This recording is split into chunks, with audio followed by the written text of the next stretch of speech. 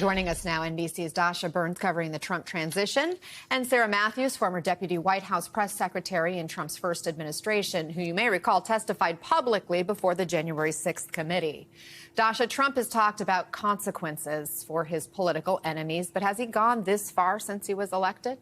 Well, look, Anna, Trump has made this sort of threat dozens and dozens of times. The difference now is it has more weight because he is the president-elect. Look, in that same interview, he also said that success would be his retribution. So this is kind of classic Trump, Anna, where he says things that sound the alarm for his opponents, but at the same time will say something else in that same interview, in that same conversation, that will give ammunition to his defenders to say, well, look, he's saying he's going to focus on the future, not the past. Now, Liz Cheney is already responding. She said in a statement that this is, quote, an assault on the rule of law and the foundations of our republic. And because you see him kind of speak out of both sides of his mouth here, saying they should go to jail, at the same time saying, no, he won't direct his people to prosecute, you just don't know exactly what he's going to do. And so you have folks like President Biden now considering, according to reports, potential preemptive pardons for people like Liz Cheney, because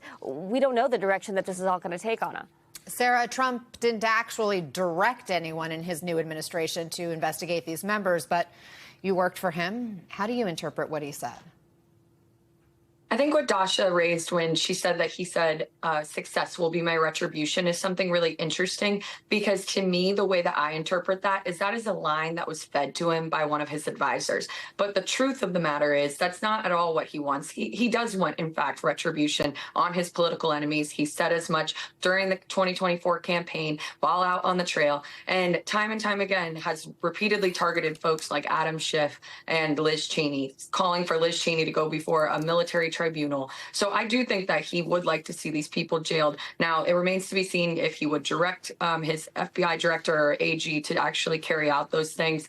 We will time will only tell in that regard. But I do think that he does want to see them get some sort of revenge, or he does want to see some sort of revenge on them. But it remains to be seen what kind of crimes they would be charged with if there were some sort of investigation into them. Because to me, their only crime was pursuing the truth, and Trump didn't like the truth, which was that they uncovered that he didn't lift a finger that day on January 6th, and he enjoyed what he was watching. Do you think President Biden should issue preemptive pardons? I'll leave that to the Biden administration to make that call. Obviously, I don't think that any crimes were committed, so I don't even know if pardons would be necessary. And I don't know if the people who would receive those pardons would even want them. But I think that it might put more of a target on those folks if Biden were to issue preemptive pardons, because, like I said, I don't think that any crimes were committed, so it might be a moot point. But obviously, if Trump does go and target them and come after them, then maybe those people would have wanted pardons. So I think that's a conversation that the Biden folks will need to have within their own team of figuring out how to proceed. Dasha, Trump also addressed pardons for January 6th insurrectionists. Tell us more about where he's taking that. Yeah, Anna, our Kristen Welker pressed him on that. I want you to take a listen to what he said, and we'll talk on the other side. I'm going to look at everything. We're going to look at individual cases, yeah. Okay. But I'm going to be acting very quickly. Within your first 100 days, first day? First day. First day. Yeah, I'm looking first day. Issue these pardons. These people have been there, how long is it, 3 or 4 years? Okay. Yeah, first day, he says there. Now, that has not been a popular position among voters. This is one of the topics that his campaign repeatedly tried to keep him away from, but that he continued to talk about. Now, again, he is the president-elect. No more campaigning, so he can do what he wants here, Anna.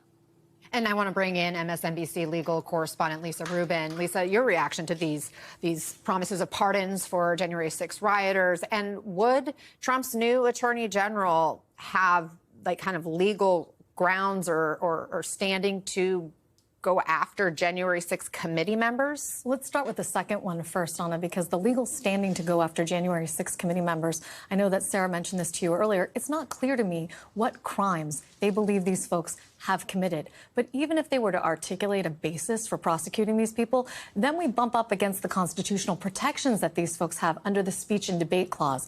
That's a clause of the Constitution that genuinely immunizes members of Congress for their conduct in executing their roles. That's why, for example, Congressman Scott Perry and Senator Lindsey Graham fought back against subpoenas and, in Perry's case, the seizure of his phone during these January 6th investigations, because they claimed that they were just carrying out their duties as members of Congress. And in both cases, while federal investigators were able to proceed with Perry on one hand and Lindsey Graham in the Georgia litigation on the other, there were areas that they were not able to explore and things that they had to return because courts decided in both instances that there was a portion of their role that related to the work that they were doing in Congress. Here, folks like Liz Cheney were carrying out the congressional function of investigations. It will be very difficult, I think, for a future Department of Justice to articulate why that speech and debate protection isn't available to folks like Liz or Senator Adam Schiff. Yeah, and Liz Cheney, in fact, has come out with a statement essentially saying she's not backing down and there is no legal basis for him to go after her. Sarah, more than 1,500 defendants now have been charged related to January 6th. More than 1,200 have been convicted or pleaded guilty in the January 6th attack. And of those, at least 645 defendants have been sentenced to incarceration.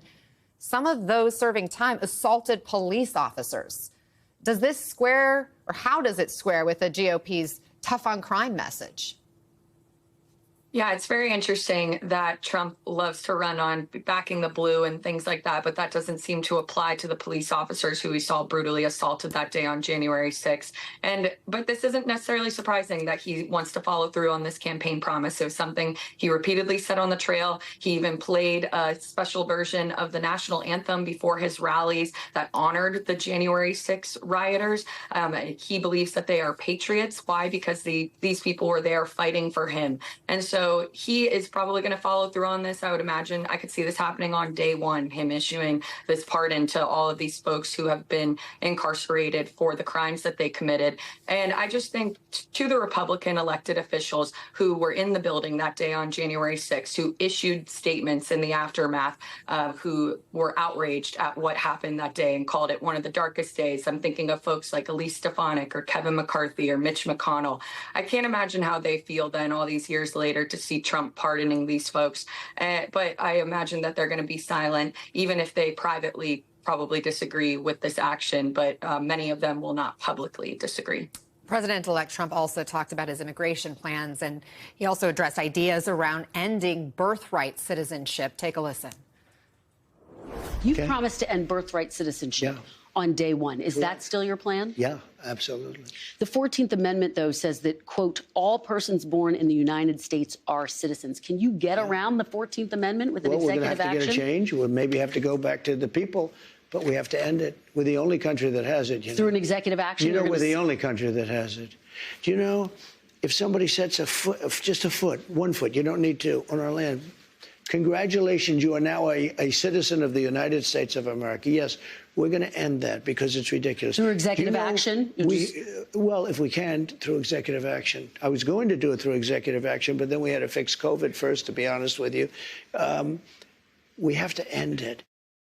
I want to note 30 other countries recognize birthright citizenship. Lisa, what legal challenges would Trump face here? And can he get around the 14th Amendment? No, he can't get around the 14th Amendment. And the Constitution does not fall to executive orders, notwithstanding what President Trump said to Kristen over the weekend. I think should he try to revoke birthright citizenship from folks who are born in this country to non-citizen parents, you can expect a very swift response from organizations like the ACLU and some of their allies challenging that in court. But the idea, going back to the interview, the idea that somebody, I think, if I understand him right, has 1 foot in the United States and the other foot in one of our bordering countries and somehow gives birth in that instance to someone who's a citizen is preposterous. When people are born in the United States, our Constitution says, according to its plain text, that they are entitled to citizenship here. There is no other way to construe that provision, Anna. That was enacted as part of the Reconstruction Amendments. And if Trump wants to do something about that, he can, propose a constitutional convention. But short of that, an EO is not going to do it.